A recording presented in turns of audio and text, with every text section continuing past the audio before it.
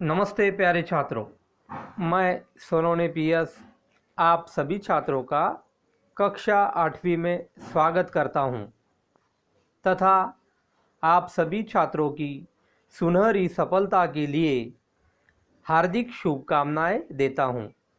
प्यारे छात्रों, कोरोना की इस महामारी के कारण हम घर से ही आपको अलग अलग पाठों की जानकारी देने वाले हैं। प्यारे छात्रों, त्रिभाषा सूत्र के अनुसार हमें द्वितीय भाषा के रूप में राष्ट्रभाषा हिंदी का अध्ययन करना है। आप सभी छात्रों को बड़ी खुशी के साथ पढ़ाई में जुट जाना है, क्योंकि सफलता प्राप्त करने के लिए निरंतर पढ़ाई करना आवश्यक है। कवि वृंद ने कहा है, करत करत अभ्यास जड़मती होत सुजान, रसरी आवत जावत है सिल पर करे निशान। तो कवि वृंद कहते हैं, अगर कोई बुद्धू व्यक्ति अगर बार बार पढ़ाई करता है तो वो होशियार बन जाता है। इसके लिए उन्होंने कुएं का उदाहरण दिया है, क्योंकि कुएं में जब हम पानी भरते हैं तो पानी निकालने के लिए हम जब बकेट को ऊपर खींचते हैं तो ऊपर खींचते समय, नीचे छोड़ते समय जो मुलायम रस्सी होती है, वो मुलायम रस्सी कठिन पत्थर को बार बार घिसने के कारण पत्थर को व्रण पड़ जाता है। और इसलिए कवि का कहना है कि अगर कोई बुद्धू व्यक्ति बार बार अगर पढ़ाई करता है तो वो भी होशियार बन जाता है। और उसी प्रकार अगर कोई प्रतिभावान छात्र, अगर होशियार छात्र अपनी पढ़ाई में निरंतरता नहीं रखता है तो वह पीछे आने की संभावना हो जाती है, या वह छात्र पढ़ाई में पिछड़ भी सकता है। इसीलिए आपको निरंतर पढ़ाई करना आवश्यक है, क्योंकि कोशिश करने वालों की कभी हार नहीं होती है और लहरों से डरकर नौका पार नहीं होती है। तो प्यारे छात्रों, शैक्षणिक वर्ष 2020-21 हिंदी सुलभ भारती 8वीं कक्षा के अध्ययन करते समय हमें पाठ्य पुस्तक से अच्छी तरह से परिचित होना भी आवश्यक है। तो प्यारे छात्रों, यह पाठ्य पुस्तक का मुख्य पृष्ठ है। अगर आप पाठ्य पुस्तक का मुख्य पृष्ठ अगर आप देखें तो आपको इस मुख्य पृष्ठ में एक लड़की का चित्र दिखाई देता है। उसके सामने अलग अलग रंग है और वह छात्रा अलग अलग रंगों से रंगोली में रंग भर रही है।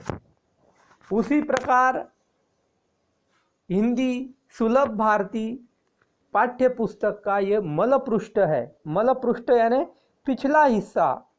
यहाँ पर भी आपको एक छात्र दिखाई देता है।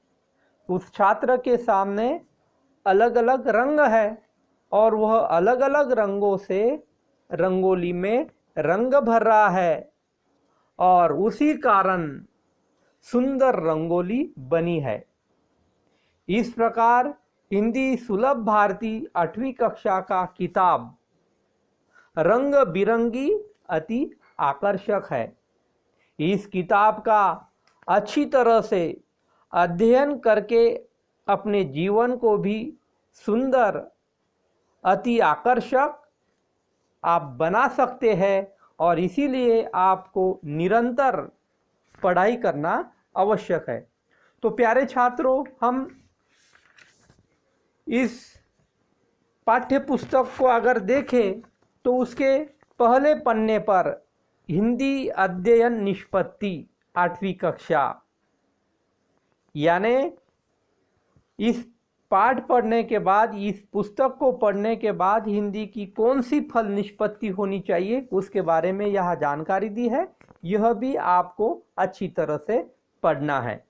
उसके बाद जो दूसरा पन्ना है, दूसरे पन्ने पर यह दिया है समग्र शिक्षा हिंदी सुलभ भारतीय 8वीं कक्षा। उसके बाद यहाँ नीचे मेरा नाम टिम्ब टिम्ब है।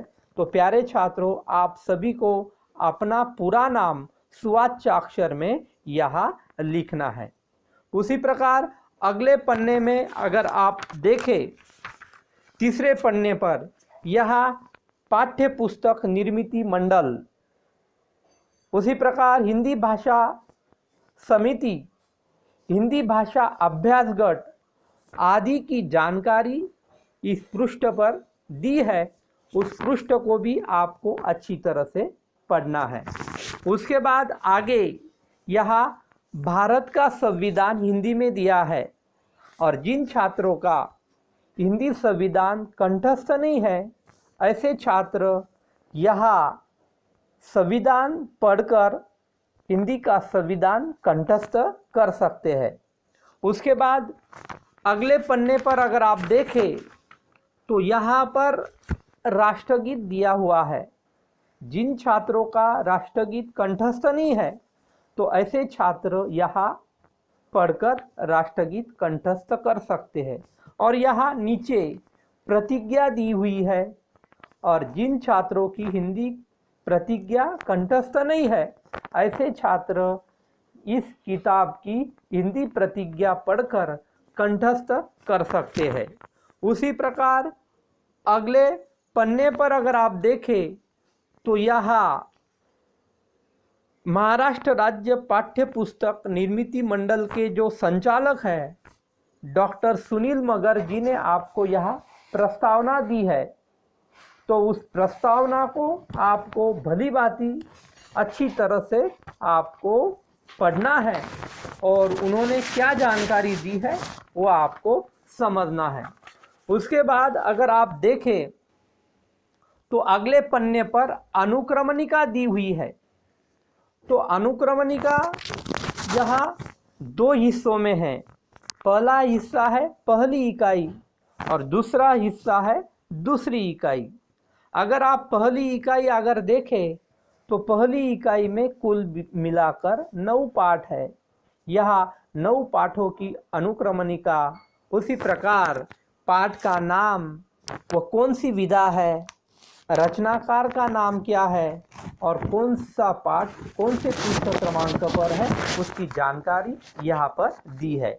तो पहली इकाई में कुल मिलाकर जो 9 पाठ है, उसमें कविता है, संवादात्मक कहानी है, वैचारिक निबंध है, नवगीत है, साक्षात्कार है, गजल है, संस्मरण है, हास्य व्यंग कहानी और दोहे और पद आदि विधा का समावेश पहली इकाई में किया गया है।